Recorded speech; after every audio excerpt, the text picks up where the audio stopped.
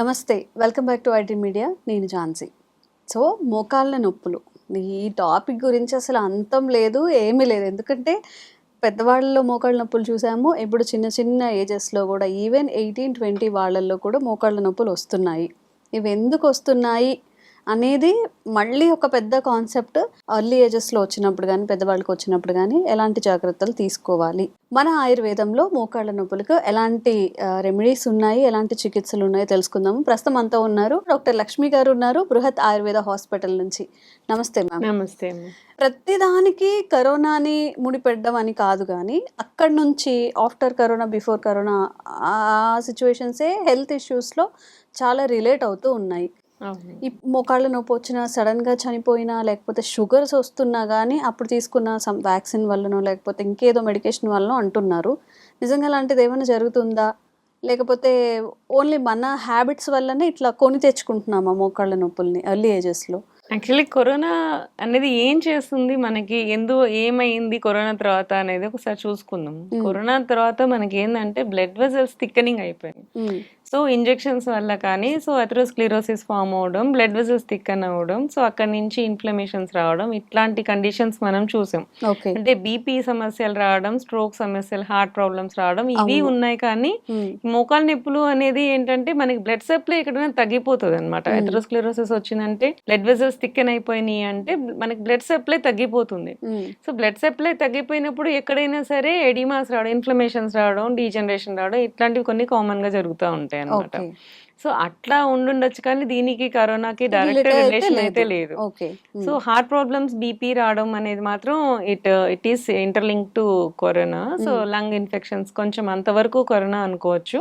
So ఇవి మాత్రం మోకాళ్ళ నొప్పులు మాత్రం దానికి లింక్ ఉండకపోవచ్చు అని అనుకుంటున్నాను. సో ఎర్లీ ఏజెస్లో మనకి మోకాళ్ళ నొప్పులు వచ్చినాయి అంటే మోస్ట్లీ దానికి రుమాటిక్ ఫ్యాక్టర్ అనేది కారణం ఉందేమో అని చూసుకోవాల్సి ఉంటుంది. రుమాటాయిడ్ ఆర్థరైటిస్ అని చెప్పి ఒకటి ఉంటుంది అనమాట. సో ఆ డిసీజ్ ఏంటంటే బ్యాక్టీరియల్ ఇన్ఫెక్షన్ వలన వస్తుంటుంది అనమాట. అదొకటి జెనెటిక్ డిజార్డర్స్ వల్ల కూడా వస్తూ ఉంటాయి ఇవి. సో ఆ జీన్ ఉండే వాళ్ళకి ఆ బ్యాక్టీరియల్ ప్రోన్ ఇన్ఫెక్షన్స్ ఎక్కువ వస్తాయి అనమాట. సో అట్లాగా రుమాటిక్ ఫీవర్ రావడం, దానివల్ల మళ్ళీ మోకాళ్ళ నొప్పులు వచ్చి రుమాటాయిడ్ ఆర్థరైటిస్ రావడం, ఇట్లాంటివి జరుగుతుంటాయి ఎర్లీ ఏజెస్లో. వీటి వలన మనకి మోకాళ్ళ నొప్పులు వస్తుంటాయి. అది ఏంటంటే వాపు బాగా కనపడుతుంది వాళ్ళకి, చిన్నపిల్లలకి. ఒక 20-25 ఇయర్స్ వాళ్ళకి కాళ్ళు వాపు, రెడ్నెస్ కనపడడం, చెయ్యి మనం పెడితే కూడా ఫీవర్ మనకి వచ్చినప్పుడు ఎలా ఉంటుందో అలాంటి వేడిగా అనిపిస్తుంది జాయింట్ దగ్గర కూడా. సో అట్లాంటివి ఉన్నప్పుడు అదే ఒకటి. ఇంకొకటి కాజ్ ఏంటంటే చిన్నపిల్లల్లోనే ఆర్థరైటిస్ రావడానికి కారణం ఏంటంటే gouty arthritis. So gouty arthritis ఏంటంటే ఎక్కువ ఆల్కహాల్, హై ప్రోటీన్ రిచ్ తీసుకోవడం. జనరల్ గా ఆల్కహాల్ తీసుకున్నప్పుడు రెడ్ మీట్స్ ఎక్కువ తీసుకుంటూ ఉంటారు, మీట్ ఎక్కువ తీసుకుంటూ ఉంటారు. ఇలాంటి వాళ్ళు వాటర్ ఎక్కువ తీసుకోకపోవడం, ఈ రెడ్ మీట్స్ వల్ల ఏమవుతుందంటే యూరిక్ యాసిడ్ లెవెల్స్ ఎక్కువ వస్తాయి బాడీలోకి. ఈ యూరిక్ యాసిడ్ లెవెల్స్ ఎక్కువ వచ్చినప్పుడు అవి జాయింట్స్ లో డిపాజిట్ అయిపోతాయి. ఆ జాయింట్ డిపాజిట్ అయినప్పుడు అవి ఇన్ఫ్లమేషన్ వస్తుంది, అక్కడ వాపు తెప్పిస్తాయి అనమాట. అట్లా కూడా జాయింట్ ఆర్థరైటిస్ వస్తూ ఉంటాయి. దాన్ని గౌటీ ఆర్థరైటిస్ అంటారు. ఇవి రెండు కాకుండా వచ్చేది ఆస్టియో ఆర్థరైటిస్. ఆస్టియో ఆర్థరైటిస్ అంటే ఏజ్ పెరిగే కొద్దీ మనకి బోన్స్ మధ్యలో ఉన్న గుజ్జు తగ్గిపోవడము, ఈ బోన్స్ అరిగిపోవడము, ఇట్లాంటి వాటి వల్ల వచ్చేదానికి ఆస్టియో ఆర్థరైటిస్ అంటారు. సో ఇలా డిఫరెంట్ కైండ్స్ ఆఫ్ ఆర్థరైటిస్ ఉంటాయి. సో ఎవరికి వచ్చింది, ఎందుకు వచ్చింది, ఎలా వచ్చింది, దాన్ని బట్టి వాళ్ళకి ట్రీట్మెంట్ చేసేది అనేది ఉంటుందన్నమాట. సో జనరల్ గా ఏంటి అంటే మెడిసిన్ లోపలికి మనం ఇంటర్నల్ గా మెడిసిన్ వేసుకుంటుంటే జనరల్ గా అందరికి సైడ్ ఎఫెక్ట్స్ వస్తున్నాయని చెప్పి చాలా వరకు ఎక్స్టర్నల్ థెరపీస్ మీద చాలా వరకు పోతూ ఉన్నారు. సో ఆయుర్వేదంలో అట్లాంటి ఎక్స్టర్నల్ థెరపీస్ ఏమన్నా ఉన్నాయా, ఇవాళ అవి చూసుకుందాం. సో మెడిసిన్ వేసుకోకుండా పైన మనం ఏది చేసుకుంటే, ఏదో మెడిసిన్ కానీ ఏదైనా ఫుడ్లో చేంజెస్ కానీ అట్లా ఏం ఎక్కువ చేసుకోకుండా మనకి పెయిన్స్ తగ్గించగలగమా, పైనుంచి ఎంతవరకు చేసుకోగలం అనేది మనం ఇవాళ చూద్దాము. జనరల్గా ఏంటి అంటే ఈ రుమటాయిడ్ ఆర్థరైటిస్ వాటికి ఏంటంటే సిక్తా స్వేదం అని చేస్తాం. అంటే ఇసుకతో స్వేదం చేస్తాం అన్నమాట. మనకి బయట కోరా క్లాత్ దొరుకుతుంది, కోరా క్లాత్ ఆర్ మస్లిన్ క్లాత్. ఇవి రెండు ఏంటి అంటే వేడిని తట్టుకునే శక్తి ఉంటది అనమాట. సో దీనికి మనము మంచి ఇసుకని జల్లిస్తే ఫైన్ ఇసుక వస్తుంది. దాన్ని పొట్టలి కట్టి సో దానికి స్పెసిఫిక్ ఆయిల్స్ ఉంటాయి, లైక్ కొట్టం చుక్కాది చూర్ణం, కొట్టం చుక్కాది తైలం అని చెప్పి అట్లాంటివి ఉంటాయి అనమాట. సో దాన్ని మనము స్పెసిఫిక్ ఆయిల్ ని మనం జాయింట్స్ దగ్గర రాసి ఈ ఇసుకతో మనం స్వేదం చేస్తాం అనమాట. అంటే దాన్ని వేడి చేస్తాం పెనం మీద, కొంచెం ఆయిల్ వేస్తాం, ఎర్రండ తైలం కానీ కొట్టం చుక్కాది తైలం కూడా దొరుకుతుంది. అలాంటి స్పెషల్ ఆయిల్స్ ఉంటాయి. ఆయిల్ నీసి వేడి చేసి ఈ ఇసుకతో ముడి కట్టి చేస్తామో దాన్ని పొట్టలి అంటాం. సో ఆ పొట్టలిని దాన్ని పెట్టి ఆ లోకల్ జాయింట్ దగ్గర మనం చేస్తూ ఉంటాం, మర్దన లాగా చేస్తూ ఉంటాం, ప్రెస్ చేసి పెడుతూ ఉంటాం. సో అదేం చేస్తుంది అంటే లోపల ఉన్న ఇన్ఫ్లమేషన్ ని తీసేస్తుంది, వాపుని లాగేస్తుంది అనమాట. సో అలా అలా చేస్తూ ఉంటాం. ఇది ఒక ప్రాసెస్. ఇంకొకటి, ఆ ఇసుక బదులు మనం పత్ర పుట్టలి స్వేదం అని చేస్తాం. పత్రము అంటే ఏంటి, లీవ్స్. సో దీనికి స్పెషల్ లీవ్స్ ఒకటి ఉంటాయి మనకి, బయట జిల్లేడాకులు దొరుకుతాయి కదా, జిల్లేడాకులు, ఆముదమాకులు, డ్రైవి తీసుకోవచ్చు, వెట్వి కూడా తీసుకోవచ్చు. సో మనం పొట్టలి తయారు చేసుకోవాలి అనుకున్నప్పుడు ప్రతిసారి మనం వెట్వి దొరకకపోవచ్చు కదా, మనం ముందే తీసుకొచ్చి ఆరబెట్టి పెట్టేసుకొని దాన్ని డ్రైవి కూడా తీసుకోవచ్చు. సో మునగాకు, వావిలాకు, అర్క ఫస్ట్, అది మీన్స్ జిల్లేడాకు, ఆముదమాకు, మునగాకు, వావిలాకు, దత్తూరాకు అంటే ఉమ్మెత్తాకు, ఉమ్మెత్త పూలు, ఇవన్నీ బయట రోడ్ మీద దొరికేస్తాయి మంచిగా, అన్ని ఈజీగా దొరికే ఆకులు ఇవన్నీ.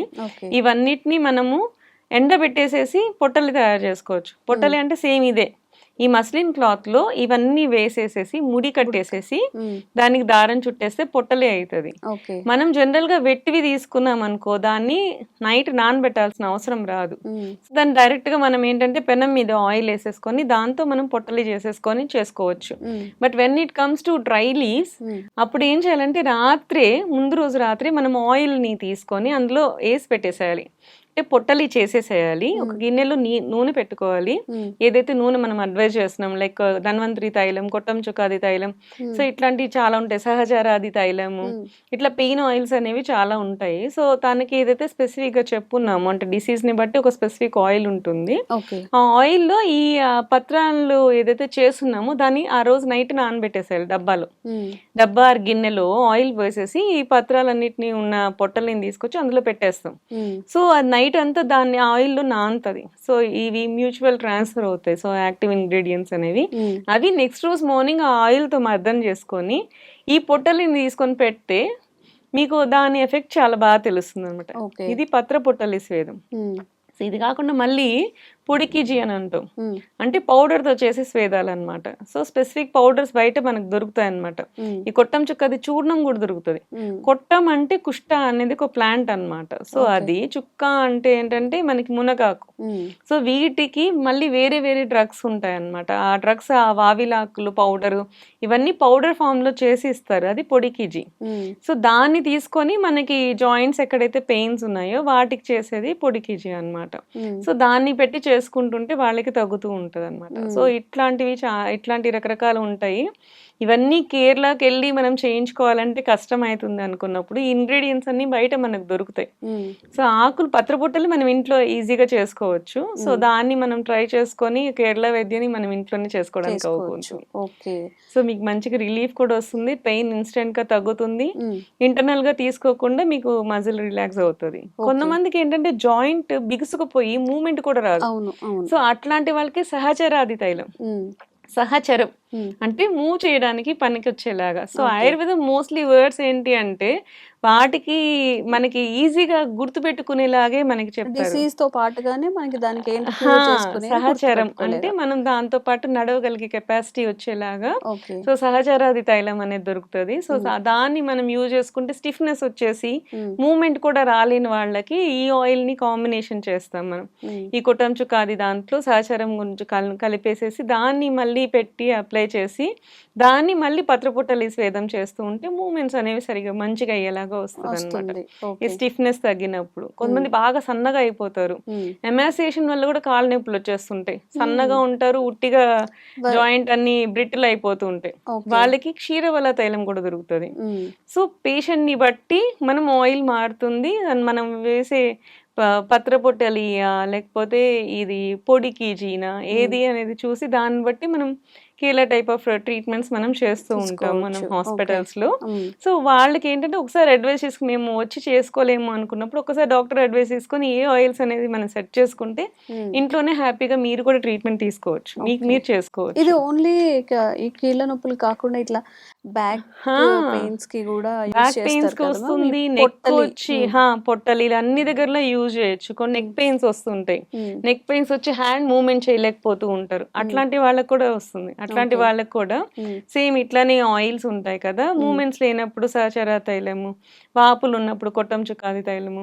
సో ఇలాంటి వాటిని యూజ్ చేసి ఇవేదైతే పత్ర పుట్టలి కానీ ఈ పొడి కిజీలు కానీ ఇవన్నీ కూడా యూజ్ చేసుకొని దాన్ని బట్టి మనం ఇక్కడ పెట్టుకోవచ్చు. ఓకే. నెక్ దగ్గర పెట్టుకోవచ్చు, హ్యాండ్ దగ్గర ఫ్రోజన్ షోల్డర్స్ అంటారు కదా, హ్యాండ్ దగ్గర పెట్టుకోవచ్చు, జాయింట్ పెయిన్స్ ఉన్న దగ్గర ఎక్కడ నీ జాయింట్ పెయిన్స్ ఉన్న దగ్గర పెట్టుకోవచ్చు, మ్మ్. ఈ యాంకిల్ జాయింట్స్ గౌటీ ఆర్థరైటిస్ అంటే ఈ ఫింగర్స్ దగ్గర కూడా వాపులు వచ్చేస్తూ ఉంటాయి, ఓకే. ఈ పాదాల్లో వాపులు వచ్చేస్తూ ఉంటాయి, అక్కడ పెట్టుకోవచ్చు. మ్మ్. ఇవి కాకుండా కూడా మనకి ఇంకా చాలా పొట్టలు ఉన్నాయండి. మ్మ్. ఈ నవర కేజీ అని చెప్పి స్కిన్ గ్లోయింగ్ కి చేసే పొట్టలు ఉంటాయి, ఇంకా చాలా రకాల పొట్టలు ఉంటాయి. అవి ప్రస్తుతానికి మనము వీటి గురించి మాట్లాడుకుంటున్నాం కాబట్టి ఆస్టియో ఆర్థరైటిస్ కి, arthritic any kind of pains కి మ్మ్. ఈ కైండ్స్ ఆఫ్ పొట్టలీలు చేసుకోవచ్చు మనం. ఓకే. ఫర్దర్ ఎపిసోడ్స్ లో ఇంకా చాలా పొట్టలు ఉన్నాయి, ఇలా ఇంకా చాలా టైప్ ఆఫ్ కేరళ ట్రీట్మెంట్స్ ఉన్నాయి. ఫర్దర్ తెలుసుకుందామని ఎపిసోడ్స్ లో మనం చెప్పేస్తా. తెలుసుకుందాం. ఓకే. సో మోకాళ్ళ నొప్పులకి మాత్రమే కాదు, ఫర్దర్గా మనకి ఎలాంటి బాడీ పెయిన్స్ ఉన్నా కానీ బ్యూటీ రిలేటెడ్ కూడా ఉంటాయి, అవన్నీ కూడా తెలుసుకుందాము. మీకు ఎలాంటి ఆరోగ్య సమస్యలు ఉన్నా కూడా కామెంట్స్ రూపంలో తెలియజేయండి, తప్పకుండా వీడియో చేస్తాము. Thank you ma'am. Thank you.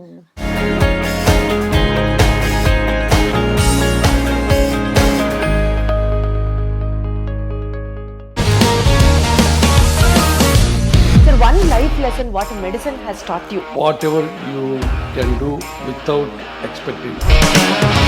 But I really believe మన పాజిటివ్ యాటిట్యూడ్ ఉంటేనే మనం ఏదైనా సాధించగలం. గట్ని మనం కరెక్ట్ గా డీల్ చేసినట్లయితే అది మనకి పాజిటివ్ హార్మోన్స్ ని రిలీజ్ చేస్తుంది. షుగర్ వచ్చిన వాళ్ళ పరిస్థితి ఏంటి? పొట్ట దగ్గర పెరిగితే దాన్ని ఆండ్రాయిడ్ అంటారు, ఆండ్రాయిడ్ ఫోన్ కదా. అసలు థాట్స్ ఎందుకు వస్తాయి? బ్రెయిన్ డెడ్ అంటే దానికి ప్రపంచం అంతా కూడా కొన్ని నిర్దిష్టమైనటువంటి లక్షణాలు ఉంటాయి. మానసికంగా ధైర్యంగా ఉంటే క్యాన్సర్ జయించవచ్చు. You are a doctor for a cause sir, అంతే. వాళ్ళకి వచ్చిన ఆదాయం కాకుండా ఫ్రీ సర్వీస్ ఎంతమందికో చేస్తుంది.